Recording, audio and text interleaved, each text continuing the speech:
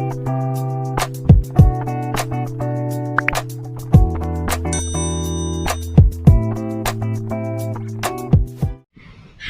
welcome to back my YouTube channel.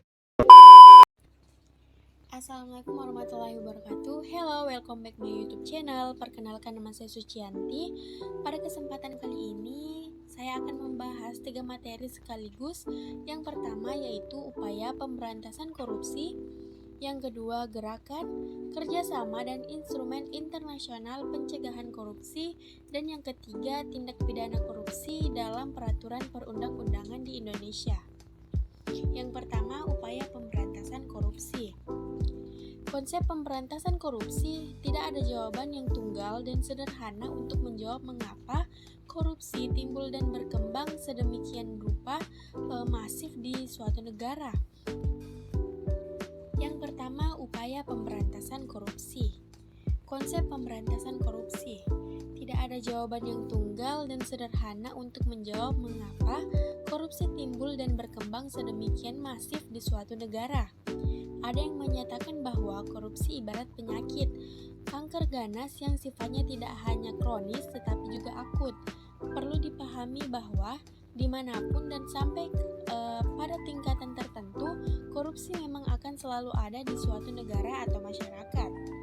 Upaya penanggulangan kejahatan atau korupsi dengan hukum pidana. Secara garis besar, upaya penanggulangan kejahatan dapat dibagi menjadi dua, yakni melalui jalur penal atau dengan menggunakan hukum pidana, dan jalur non-penal atau diselesaikan di luar jalur hukum pidana dengan sarana-sarana non-penal. Yang ketiga, berbagai strategi atau upaya pemberantasan korupsi. Adapun upayanya yaitu menentukan lembaga anti korupsi. Yang kedua, mencegah korupsi di sektor publik. Yang ketiga, pencegahan sosial dan pemberdaya masyarakat. Yang keempat, pengembangan dan pembuatan berbagai instrumen hukum yang mendukung pencegahan pemberantasan korupsi. Yang kelima, monitoring dan evaluasi. Dan yang keenam, ada kerjasama internasional. Selanjutnya, gerakan, kerjasama, dan instrumen internasional pencegahan korupsi. Bagian A, gerakan organisasi internasional. Yang pertama, Perserikatan Bangsa-Bangsa atau United Nations. Yang kedua, Bank Dunia atau World Bank. Yang ketiga, OECD atau Organization for Economic Cooperation and Development. Yang keempat, Masyarakat Uni Eropa. Bagian B, gerakan lembaga swadaya internasional. Yang pertama, Transparansi Internasional. Transparansi Internasional atau TI adalah sebuah organisasi internasional non-pemerintah yang memantau dan mempublikasikan hasil-hasil penelitian mengenai korupsi yang dilakukan oleh korporasi dan korupsi politik di tingkat internasional. Yang kedua, ada TIRI atau Making Integrity Work, adalah sebuah organisasi independen nasional non-pemerintah yang memiliki head office di London, United Kingdom, dan memiliki kantor perwakilan di beberapa, termasuk di Jakarta. Bagian C, instrumen internasional pencegah korupsi. Yang pertama, United Nations Convention Against Corruption atau UNCAC. Yang kedua, Convention on Bribery of Foreign Public Officials in International Business Transactions atau sebuah konvensi internasional yang dipelopori oleh OECD. Bagian D, pencegahan korupsi atau belajar dari negara lain. India adalah salah satu negara demokratis yang dapat dianggap cukup sukses memerangi korupsi. Meskipun korupsi masih cukup banyak ditemui, dari daftar peringkat negara-negara yang disurvei oleh Transparency International atau TI, India menempati ranking lebih baik dari Indonesia. Selain India, salah satu lembaga pemberantasan korupsi yang cukup sukses adalah Independent Commission Against Corruption di Hong Kong.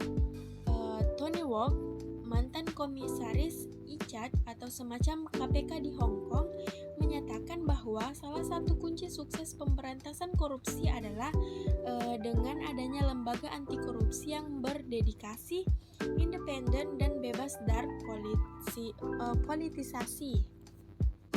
Bagian E, arti penting ratifikasi konvensi anti korupsi bagi Indonesia merupakan petunjuk yang merupakan komitmen nasional untuk meningkatkan citra bangsa Indonesia dalam peraturan politik internasional. Dalam peraturan politik internasional, penjelasan Undang-Undang Nomor 7 Tahun 2006 ditunjukkan arti penting dari ratifikasi konvensi. Dengan telah diratifikasinya konvensi internasional inilah, pemerintah Indonesia memiliki kewajiban untuk melaksanakan isi konvensi internasional ini dan melaporkan perkembangan pencegahan dan pemberantasan korupsi di Indonesia. Baik, selanjutnya materi ketiga yaitu tindak pidana korupsi dalam peraturan perundang-undangan di Indonesia. Bagian A, sejarah pemberantasan tindak pidana korupsi. Berbagai upaya pemberantasan korupsi dilakukan oleh pemerintah sejak kemerdekaan, baik dengan menggunakan peraturan perundang-undangan yang ada maupun dengan membentuk perundang-undangan yang baru yang secara khusus mengatur mengenai pemberantasan tindak pidana korupsi. Di antaranya, peraturan perundang-undangan yang pernah digunakan untuk memberantas tindak pidana korupsi adalah yang pertama, delik korupsi dalam KUHP, yang kedua, peraturan pemberantasan korupsi penguasa perang pusat nomor PORK atau Perpu 013/1950, yang ketiga, Undang-Undang Nomor 24 atau PRP tahun 1960 tentang tindak pidana korupsi, yang keempat, Undang-Undang Nomor 3 Tahun 1971 tentang pemberantasan tindak pidana korupsi, dan yang kelima, Undang-Undang Nomor 28 Tahun 1999 tentang penyelenggara negara yang bersih dan bebas korupsi, kolusi, dan nepotisme, dan masih banyak lagi.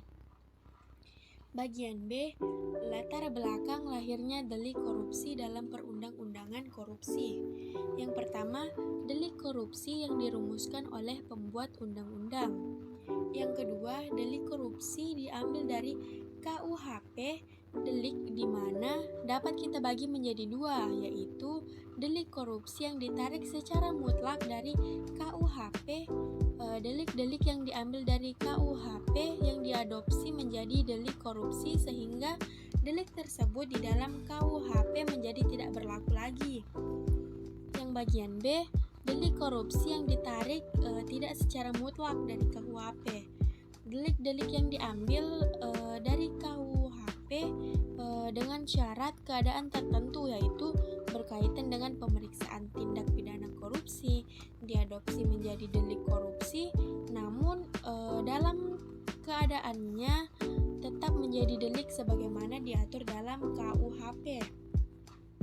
Bagian C, delik korupsi menurut Undang-Undang Nomor 31 Tahun 1999, Jo Undang-Undang Nomor 20 Tahun 2001. Berdasarkan perundang-undangan, kita dapat membedakan 30 perbuatan yang masuk kategori sebagai delik korupsi. 30 perbuatan korupsi itu diatur dalam 13 pasal. Adapun delik-delik korupsi yang diatur dalam undang-undang diantaranya dalam pasal 2, pasal 3, pasal 13, pasal 15, pasal 5, pasal 11, pasal 12, pasal 6, pasal 7, pasal 8, pasal 9, dan pasal 10. Baik, bagian D, gratifikasi.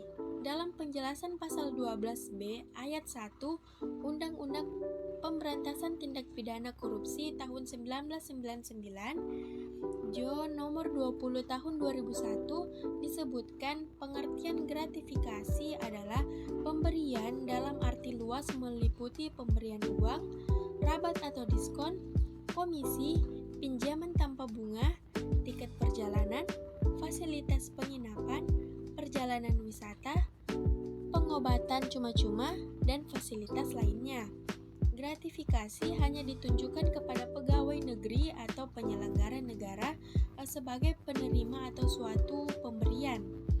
Pemberian itu tidak dianggap sebagai suap apabila dapat dibuktikan bahwa diberikan berhubungan dengan jabatannya yang berlawanan dengan kewajiban atau tugasnya. Baik, sekian materi yang saya bawakan. See you next video. Bye-bye.